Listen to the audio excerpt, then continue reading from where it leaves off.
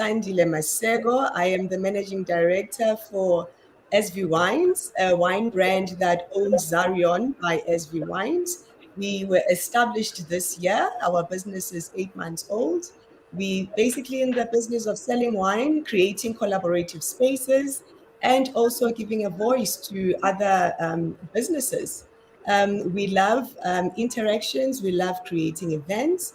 We have 4 different wine variants in our wine brand and are looking at expanding into an MCC soon. And yeah, that's basically us. Thank you. What inspired me basically, I wanted a brand that can cut across different industries. I wanted to start something that can allow me to enter different spaces. And I find wine as one great conversator and one conduit to anything. You could be having a business meeting, you could be having a funeral, you could be having anything. Wine or alcohol is always basically part of the conversation. And I've loved wine for forever. I'm a host of notes in my home, and I've always basically collected wines. And I decided to leave corporate and delve into the business. That's what attracted me to the alcohol industry. And alcohol never ends, it's always going to be there. So I felt it also as a safe space to start something to grow as well. How long have you been in this industry? I've been in the industry for 8 months now. So I Oh, started, we bottled our first batch of wines in March. And yeah, so we've been in business since March this year. thank you. Yes. All gonna be you. Being a new wine brand, guys, people love their wines. People like to stick to the brands that they know and understand that have been around for long. So to gain market access has been quite a difficulty to basically get the brand onto shelves, onto bottle stores, onto restaurants and the like has been it's one thing that I can say is the greatest challenge more than anything. But once you've cemented yourself with a certain restaurant and stuff, then it's easier to sell. But just gaining that market access has been a challenge because people are aligned to old brands that have always been there. Yeah. So, what I'd like to find out from you guys, what are the basic principles of being successful in the liquor industry? Sure. What are More. You Yeah. go. Mm, For me, what has been very critical is building relationships, creating networks, being hands-on on your business, being consistent in what you do, one event to another, trying to improve your skill all the time. Also, service has been one of the biggest things as well. Feedback as well, and making sure that you're always following up with your clients, the people that you are supplying as well. So those are the key for me: keeping the networks going, creating new relationships, being consistent, being present as the founder, especially for a small business, and just keep on improving on whatever you are bringing to the table. okay? And I have a question for Sandile. So, some of these questions I get them from my TikTok viewers. Every time I host a webinar, I go live and I tell them that I'm going to be hosting a segment on a specific topic. If they have questions, can they send them through? So I have one for you, Sandile. They asked about how can one get into how can they start their own wine brand? Okay. I was actually advising another lady this week who also wants to own a wine brand. Research is always very important. Familiarize yourself with the SAU's website. They always have a lot of material for beginners or material for access to wine farms. It's very important to also try and understand the type of wine that you like so that you understand the type of region or the region where you have to go and look for the wine farm that does bulk wines.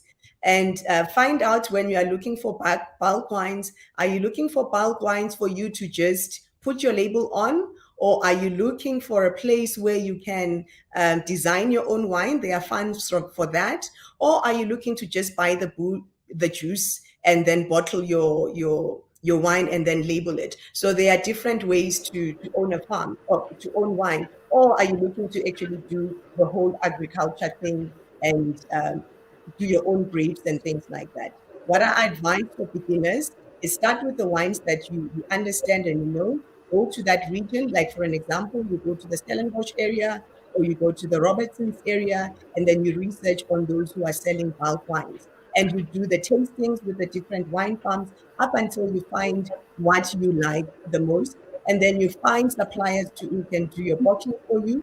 Sometimes the wine farms themselves can actually do the bottling for you. Then you need to find a supplier who can actually do the labeling for you. The wine farm where you actually get your wines from, they will assist you with all the legalities to make sure that your wine is ready for the shelf, so that SAWIs can approve it, put the right stickers on it, and then you can go ahead.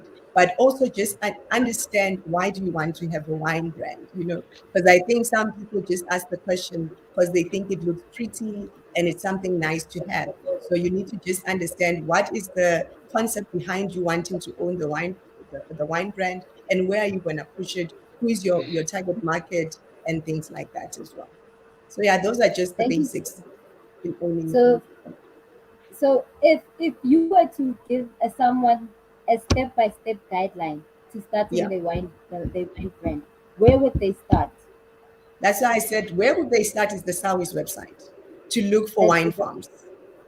Yes, okay? it's SAWIS, And then SAWIS. So you mhm. start there to go look for wine farms and find the wine farms that sell wines in bulk. Some, they do their own wines, but on the side, they'll sell their wines in bulk as well. So that's basically where you would start. And then from there, that wine farm will advise you, depending on the volumes that you want to buy, depending on the market, depending on the quality of the wine as well, because there are different levels of the type of wines that you can sell. They will advise you whether they can help you with bottling, or they will send you to a list of suppliers where you can do bottling. It's always easier to also do your own research for those farms that can do bottling. So basically, you start from that SAWI's website, you'll get a lot of information from there. And then do your own research. Don't be reliant on the wine farm's research only.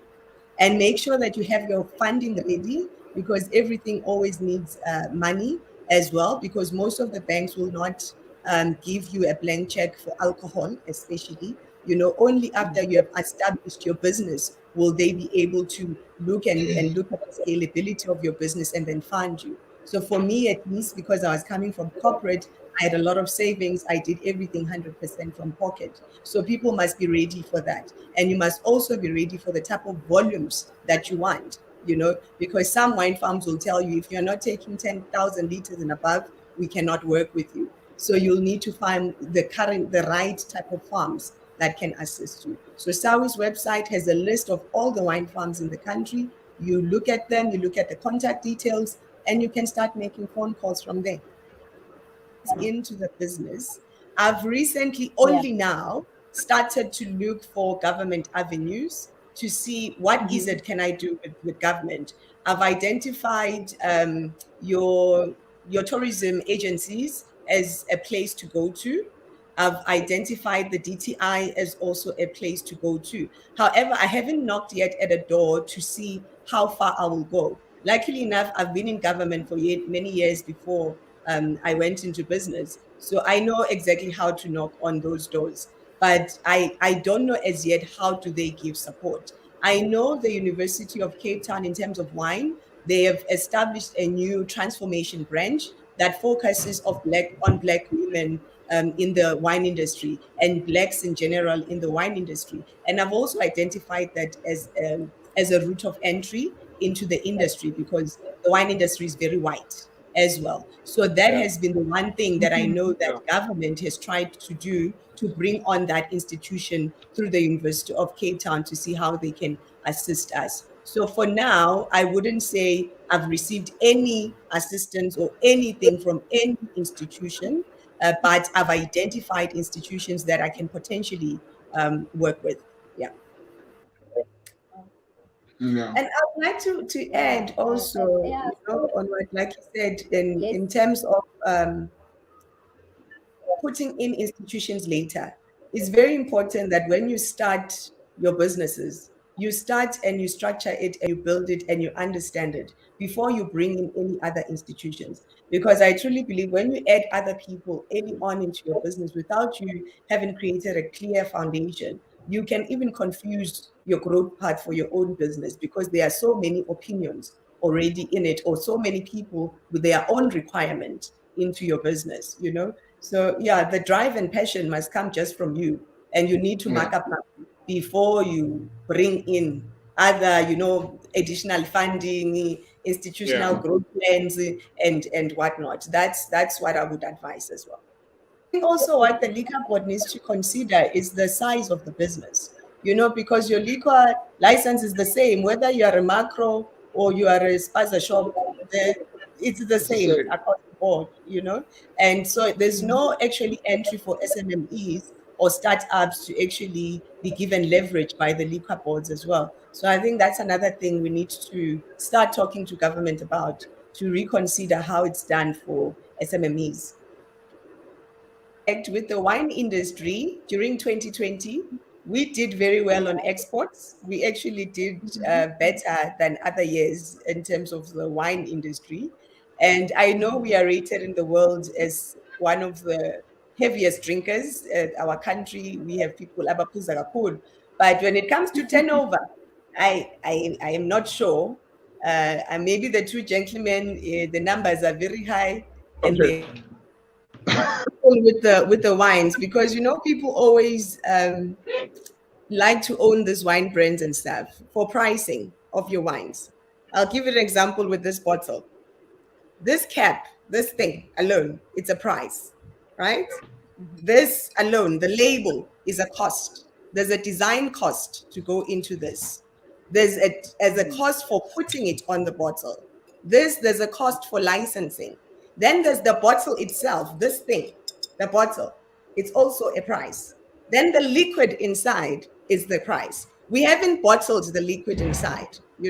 And then for me to get it to Goosey, it's a price. For me to market the wine and put up the brand and make it look pretty, it's a cost as well. There are so many costs. The person driving it to go and deliver, it's also a cost. The storage where we're putting up the wines, the supplies, like Vusi has a storage, I'm sure, for his alcohol. It's also a price. The security around that is also a price.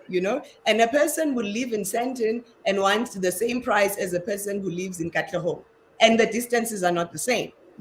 That's the price. And how you market from Katlehong and how you market in Sandton is also totally different, and it's also a price. And then there's the time element, that you put in, the effort, the everything. It's also another price. So it's the cost of when you take something off the shelf, you always need to think beyond just the price, because there's so much Yeah. effort that goes into just bringing that one bottle into the room. I'm not using a team as yet. I do have a team that's doing the network development or the website development. They will be doing the enhancement on Google, on YouTube, everywhere. For now, we're still posting ourselves on Instagram. We share our events and stuff. And the more, of course, you post, then the more people know and see the brand and your brand presence. And we are using also the partnerships we have with some of the stores where we are at and some of the restaurants that we are at to also promote the brand. So basically, that's what we are doing for now. But the plan is to expand and actually have a marketing person who actually markets the brand. Because without marketing, you're not going to be in people's hands. People are not going to be on Zarion or Clock. So marketing and pushing it on social media is quite important. So, concept Yeah. like And you, that. Sandile, what's the most stressful? Sandile, what is the most stressful part about running your own liquor brand? It's pushing stock. I Please think for stop. me, that's the stress. Having stock sitting on the floor is my biggest stress. I don't want to see product on the floor. I want product to move. That is my. With terms of security and stuff, I'm in a very good security center where the stock is. So I don't have challenges that the teams have challenges with working with people who are there every time. For me, it's a storage, we open, we distribute, So pushing that stock, having a week where you don't have to go to the warehouse to collect stock is stressful for me. I don't like seeing my wines in front of me. They must be sitting with people On the shelf. somewhere. It So must be on the that shelf. is my, People must buy. yeah. People, any advice for anyone who wants to go and be an entrepreneur or enter into the liquor industry? Don't enter into things because they look fabulous or because they look great. Understand what you want to do with the business. Understand what is your plan. Why do you want to enter and be an entrepreneur? Be self-driven, um, have energy that you will feed from yourself. Be self-independent, self-assured in your ideas. Be clear and have clarity on what you want to do. Because if you enter or if you want to be an entrepreneur and you're going to depend on other people clapping hands for you, it's not going to work. Or you're going to think everybody's going to love your business, it's not going to work. Believe in yourself and the ideas that you have, and then go ahead. And research the business that you want to go into. If you want to go into the liquor industry, understand the liquor industry, understand what the challenge is there. Look at the reports from what has happened. For me, like in the wine industry, I had to understand what is happening in the wine industry. What are the challenges for new brands? How can I market my brand better? You know, and in terms of my 5-year plan, I've already indicated that I'm going to be releasing an MCC. I'm basically working on an MCC for March next year. March is always our entry point because it's my birthday month. So by next year, March, we'll be releasing an MCC for Zarion. That's the exciting part. And then in the next coming 3 years, I have a concept called the Glass House. It's going to be a wellness hotel where they only purely sell my wines. It has other concepts that is centered around it. And also would like to also open a Zarion bar where we're going to be selling other wine brands and other spirits and the like. So that's basically within the 5-year plan for our brand. Thanks.